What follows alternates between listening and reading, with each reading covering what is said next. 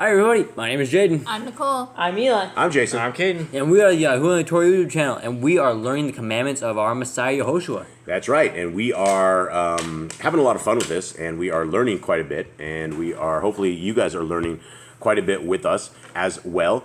A lot of people today are celebrating Yom Kippuriim, the Day of Atonement, and I guess if that is what you are doing, then you will be hungry today, and I hope you have a blessed day with your hunger. I hope you guys are able to make it through.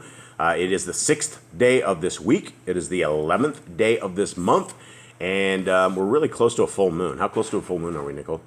Like 4 days away. 4 days away, and it's important that we actually are observing moons and things of this nature, just because it is very, because we know that from a full moon we have 1/14th day up until darkness, until we have a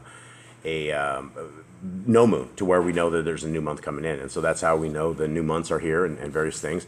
For those who have not, and if you would like to, Bereshith, Genesis, Hallelujah Scriptures is available on the Yahushua and the Torah.net site, and it's completely free. YHWHANDTHETORAH.net. And we may be adding a couple more books today. I do not know. Nicole did get done with Exodus and Leviticus, but we're fine-tuning the pages and making sure everything looks really super good, so that when this is released, it is something awesome that everybody can be happy with, and we can read our scriptures, and we can be singing joy, joy, happy, happy all the time. Okay. All right. So, gentlemen, how are you guys doing? Good. Very good. Everything good in your world? So far. Do you guys have a good fasting day? Yeah, it wasn't too bad. Was it too bad? You guys all look pretty hungry at the end. Yeah, I mean, it's been a whole 24 hours, no food, so Yeah. a little hungry. A little hungry. Everyone do all right? Yeah. No headaches? I did get a little headache towards the Yeah. end. I kind of woke up with a headache, but This morning or yesterday? yesterday. Right. We have the dogs. They do seem to be going a little bit wild. I don't know if we're going to be able to contain them. Hi, and it doesn't look containable. Hold on. When it goes out of control. Hold on. Sorry, guys. We either leave it recording or send it away. And we'll pause it. We'll come back to you here momentarily. Hang on. All right, so that was not too crazy, but here we go. Not too many tears in the eyes. We made it. Okay, so we are going down into Matthew 8. Matthew 1 is what, gentlemen? It was genealogies. 2, do you guys remember? There's a story of him his father going into Mitzrayim, and his mother all going to Egypt, and they're all coming out. 3, we met who? Yochanan the Baptist, John the Baptist, Right, yep. Yochanan the Immerser. Yahushua got baptized, got blessed by his father. Okay, 4, we met who? 4. Wasn't it 4? No, 3 was... Was 3, we met Kepha? No. No, 4 is the devil. 4 is the devil. And then later 5's on, Kepha? I think 4 is Kepha. Okay. Hold on, let me see. I don't know now. Kepha was after. No, 4 is Kepha. Kepha. 5 It's the is Beatitudes. 5 is the Beatitudes. 6 is another amazing chapter. Is what? It's he's basically like teaching. Yeah, More teaching. teaching. 7 is yet another amazing chapter. And Good teachings. Apart from me, you eat the bacon. Yeah, depart from me, ye who eat the bacon, essentially is what it is. And so here we go with this. Eli, how you doing, buddy? Good. Are you all right? Yep. All right, good. Everyone all right? Yep. Okay, so let's continue on. Let's Matthew 8. I was thinking we had something. We did not do a U3 all last night. We were a little confused or something of the sort. No, it's basically I forgot about it because we were the Day of Atonement, and so I totally spaced it because the Day of Atonement's coming up. So I guess tune in next week for the U3 We will attempt to get it dialed in again, and I think next week is Sukkot, though. That's Is Tuesday. it, or the 2 weeks? I think It starts on Tuesday night Tuesday night. and Okay. ends the following Tuesday night. All right, and we're going to try to stick Eli out in a van that we have, an old van, and with the dogs, but it is very unfortunate we can't actually do a lot of these feast times because we'll all end up dead. If we left all the dogs out at night, there would obviously be some sort of riot in the middle of the night, and having dogs fight in the darkness and trying to stop that would be amazing. Wouldn't that I be don't think amazing? that's amazing in a good way. No, I don't think that is. It's simply amazing if we live. All right, here we go. Matthew 8. When he was come down from the mountain, great multitudes follow him. And behold, there came a leper and worshipped him, saying, Adonai, if you will, you can make me clean. Okay, a leper. What is a leper, gentlemen? I A think very they're- sick person. I think their body parts falling off. Yeah, and so Very sorely. They get like so sick, their body parts get sore. They get these giant like nasty sores on them. Pus comes out and like their body parts start falling off. yeah, and I think there's who was it? Messiah Yahushua talks about putting a cling linen on a leper or something of sort. Where's that in the scriptures? Where it talks about how you're dirty on the inside. And It's like, I think it's at a feast, isn't it?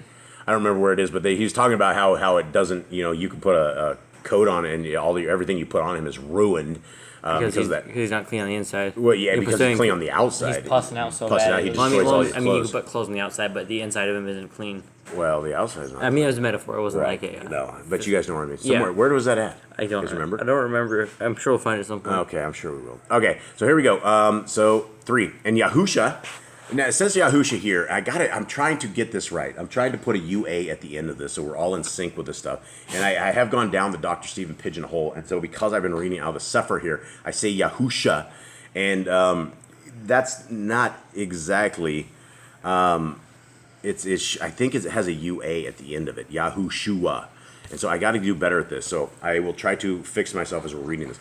And Yahushua put forth his hand and touched him, saying, I will be clean. And immediately his leprosy was cleansed. And Yahushua said unto him, See that you tell no man, but go your way, show yourself to the priest, and offer the gift that Moshe commanded for a testimony unto them.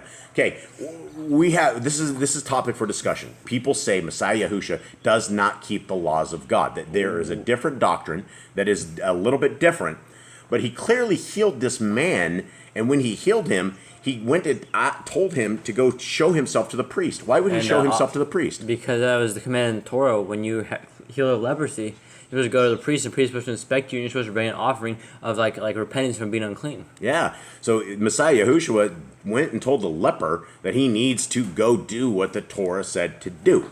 And so there we go. 5. And when Yahushua was entered into Capernaum, there came unto him a centurion beseeching him. Okay, what's your footnote say for a centurion anyway? Nothing. Okay. What is a centurion? Anyone know what a centurion is? It was like a Roman soldier. Yeah, like a soldier. Okay, so we have the centurion beseeching him and saying, Adonai, my servant lies at home sick of the palsy, grievously tormented. Okay, do you guys know what palsy is? Isn't it like shaking, like your body shakes?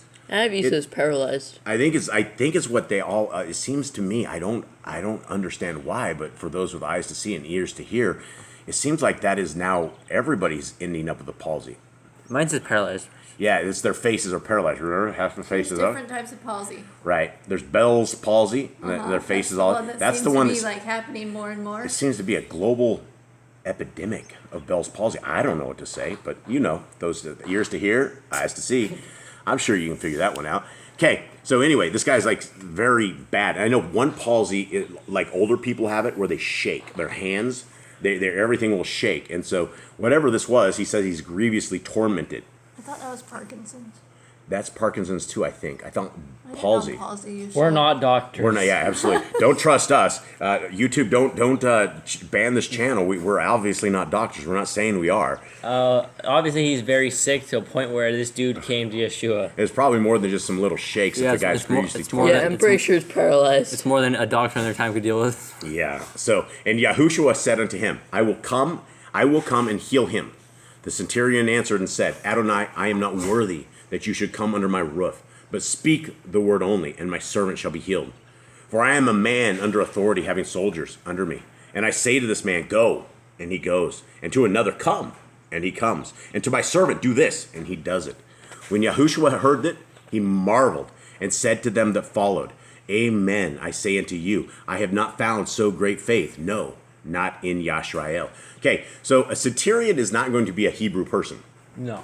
So how did this come to be, and how did this guy end up with more faith than all of the other Yahudians that are all there? Well, that's what Paul said in his things. He makes the foolish wise. He makes people that were not even wise in their own eyes. He makes them believe. Yeah. This is how he believed, right? This dude knows the power of soldiers. He knows that Yahushua obviously had command over spirits and over unclean things, and he just said go and it would happen.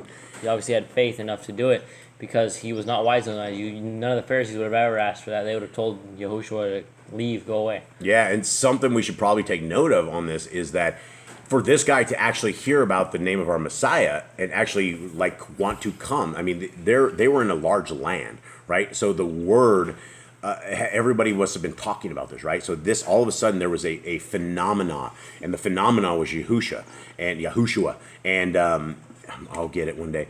And that phenomenon, when people start talking, that is the best marketing ever. You can't get better marketing than people like, hey man, I use this, it really rocks. Or you should really get this. So all of a sudden, a Roman soldier, and Roman soldiers would have had access to probably the very best possible what they had of the medicine back in the days, right? They probably would have had one of the best skilled doctors being part of the Roman citizens and being part of this. So it's amazing that he went to a Hebrew man and he understood who the Hebrew man, and he had this kind of faith. And so, yeah, it is that kind of faith is what our Creator is looking for, as well as our Messiah. And it's what we can move mountains with. And people are like, well, that's just a metaphor. I don't believe that. I believe if there was a need, if we had to, and we knew that the mountain would be moved, that it would be moved. I believe what our Creator says. I believe what His Son says. And I take it as gospel. Okay, 11. And I say unto you, that many shall come from the east and west, and shall sit down with Avram and Yitzchak and Yaakov in the kingdom of heaven. Woohoo! You guys catch that? Mm-hmm. Everyone good? Cade, you spacing out, or are you good? Good. You got this? You guys, what did it say? What can we look forward to? Sitting down with our forefathers. Yeah, isn't that going to be awesome? Yeah. That means Moshe is probably going to be there somewhere. I mean, imagine getting a dinner with Moshe. Let's eat some of the stuff Moshe ate, or let's hang out with him. Let's just have 5 minutes of discussion with this guy. I mean, these guys are celebrities of the kingdom, right? These are the people, if you're looking for a celebrity, these are the people who've been there, done it, and, came out successful with this. Okay, 12. But the children of the kingdom shall be cast out into outer darkness, and there shall be weeping and gnashing of teeth. Okay, this tripped me up a little bit because I couldn't figure this out. It said the children of the kingdom. I think it's the earthly kingdom. I don't think it's like... See, here's where Dr. Stephen Pigeon just can't get his game together. He capitalized king. Okay, mine says sons of the rain. Right, and the king doesn't have kingdom, but it says the children of the kingdom. And if you capitalize the kingdom, that is inferring that you just made it to the kingdom and you're going to get kicked out. But the NIV does it better. This is definitely why you should not ever buy the Sefer. Go download it from Yahoo and the Torah. We'll have it up there soon. And if you want that, and we have an older version that probably has better translations. But It has the same thing. does it? Terrible. Okay, but the subjects of the kingdom will be thrown outside into the darkness where there will be weeping and gnashing of teeth. And so I don't think it says subjects in the NIV. I don't think it's children of the kingdom. I think it's children of Hasatan's kingdom that's going to be cast out, and there's going to be weeping and gnashing of teeth. That's the only thing that makes sense. Anyone have anything? No, just it's. I mean, I think it's the people that are of Yahuwah aren't going to be cast out. That's just Yahushua's not like there'd be no point in following what we're following right now if we're just going to get thrown out into the darkness. He said he cast people out. He says, "Depart from me, ye who work iniquity." But they're not following him. They're obviously committing iniquity. There's a fine line between are you following him or are you not. And if you're, I don't think it's a fine line. I think it's a pretty big line. It's a pretty thick one. Yeah, it's a pretty thick line. It has. don't cross the line. There's a line. There's a line where you know There's a line of 174 commandments, and we shouldn't cross them. you're on the good side, you're on the bad side. And if Yeah. you're on the good side, you're not going to be cast out. It's obvious that you're not going to be cast out. I mean, that's not what we're promised. We're not promised thrown out for doing our best. Yeah, trying what we can. Okay, 13. And Yahushua said unto the centurion, Go your way, and as you have believed, so be it done unto you. And the servant was healed in the same hour. Amazing. Okay, 14. And when Yahushua was come into Kepha's house, he saw his woman's mother laid and sick of a fever. His wife's mother laying. So we know Kepha has a wife. He's married. Cool. So that's interesting. Yeah, so we don't hear too much about her, though. We don't hear much about their personal lives. No, but this is very interesting because, the whole thing where they were like, "Come, I will make you fishers of men." When you have a wife and a house and things of that nature, and you're not just you have bills to pay. I mean, I guess you wouldn't have bills to pay back in the day, but you would have mouths to feed. And I guess as being a fisherman, it wouldn't be a big deal. But it's interesting. So Kepha's Kepha's wife's mother was sick. Okay, 15. And he touched her hand, and the fever left her, and she arose and ministered unto them. That's one way to get some extra help around the house. He healed the sick. When the even was come, they brought unto him many that were possessed with devils, and he cast out the Ruach with his word and healed all that were sick. that it might be fulfilled, which was spoken by Yeshayahu, the prophet, saying, he himself took our infirmities and bore our sickness. Who's Yeshayahu, folks? Isaiah. Isaiah, yeah, Probably Yeshayahu. the prophet that talked the most about Yahushua's coming. Yeah, absolutely. Okay, and so this is pretty amazing. This is the first encounter that we have with demons. This is the first in Messiah Yahushua's walk that we know in this order that he's dealing with them. And so this is something to take note of, guys. Everybody that's out there is as much as we cannot see the forces of evil that are all around us, rest assured there are entities, and they are the fallen children, or they're the children of the fallen angels. We have no idea how many of them were. We do know that 33% of the angels were cast down with Hasatan, and we know that we don't know exactly how many there were, but there were a lot. And all of the dead children that they had the Nephilim, the Naphthalim, and the Eliud. And when they all died off, there was no place for their souls, because they were not meant to do they weren't supposed to be carnal like this. They weren't supposed to die like this, and they weren't supposed to live like they did. So very interesting that we have this. And so Yahushua is casting out the Ruach with his word. And it would be amazing to see him just destroying these demons. Okay, but again, it doesn't say he destroys them, right? He casts them out. And we do, it's funny because a little bit up the road, actually a ways up the road, we have a pig farm, and we are always unbinding anything unclean. We're binding them to the pig farm. So we have no idea if they're like trampling the people over there or what in the world's going on, but we do know that we toss them to the pigs as well. Okay, Yep, 18, right? Now, when Yahushua saw great multitudes about him, he gave commandment to depart unto the other side. And a certain scribe came and said unto him, Rabbi, I will follow you whither you go. And so we know we're not supposed to call men rabbis. Mine says Is teacher. Yeah, teacher's the right word, teacher. And rabbi is Judaism, right? That's where they bring this in there. But I mean, if there is a rabbi for us, it would be Messiah Yahushua. And Yahushua said unto him, the foxes have holes, and the birds of the air have nests, but the son of Adam has not where to lay his head. That sounds kind of sad.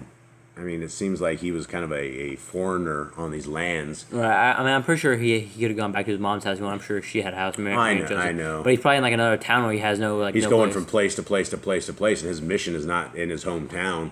And so, let's continue on. 21. And another of his Talmudians said unto him, Adonai, suffer me first to go and bury my father. But Yahushua said unto him, Follow me, and let the dead bury their dead. A lot of people don't understand this. Do you guys understand this? Yeah. I think so. Yeah, I mean, we talked about this before, right? Yeah. The burial of a dead Hebrew person is like a month. It's like 30 days. It's like they have one ceremony, another ceremony, and some other stuff. I don't know exactly what it is, so don't take that for it. But it is a long, long process. And so when this guy, whoever was a Talmudian, and who's a Talmudian? What is a Talmudian, guys? Apostle. Apostles, those who want to be taught. When he said, that was the thing, is Yahushua says, let the dead bury the dead. What can we infer from that? That the dead are already dead. Let them go. You need to come work with the living. Yeah, come work with the living. And, that's a lot. A lot of the Christians, I think of this a lot when they reject the Torah and they reject all of this stuff. I'm just like, well, let the dead bury the dead. They're already, their souls are in a state of dying because they do not seek the Torah, and because they do not seek the Torah, they're already dead. And so, we need to seek after those who are not dead. We need to follow the living, and we need not follow the living. We need to seek the living to help them find the right way in. Okay, 23. And when he was entered into a ship, his Talmudian followed him. And behold, there arose a great earthquake in the sea, so much so that the ship was covered with the waves, but he was asleep. And his Talmudian came to him and awoke him, and saying, Adonai, save us, we perish. And he said unto them, Why are ye fearful, O ye of little faith? Then he arose and rebuked the winds and the sea, and there was a great calm. But the men marveled, saying, What manner of man is this, that even the winds and the sea obey him? Okay, so back at 24, where yours says earthquake, KJV and NIV will say furious storm or tempest. Yeah, it wouldn't be a great earthquake. I think the ocean would feel an earthquake quite like My that. goodness, yeah. Why would it? Yeah, why would an earthquake even? I It guess might an earthquake. shake the water, but It would. Like tsunamis would definitely make the water go in and out. It makes more sense that a storm was on the boat, right? Well, yeah, because the wind was blowing, everything of the nature. It was like really scary out there on the water. So yeah, they're very good. I guess it was an earthquake. Yeah, so probably a furious storm. Probably. There's just too many translations to fix in this thing. Okay, 28. And when he was come to the other side, into the country of the Girgashim, there met him two possessed with devils, coming out of the tombs, exceeding fierce, so that no man might pass by that way. Thoughts? Anyone? Just on that? That's kind of crazy that these dudes were like they're like violent demons, sound like they're violently possessed. Like if people pass by the way, they make them turn around like they're some aggressive dudes. You know, that's the thing with alcohol. Alcohol brings out what I would have to say are probably like demons in people, and you don't know who you become.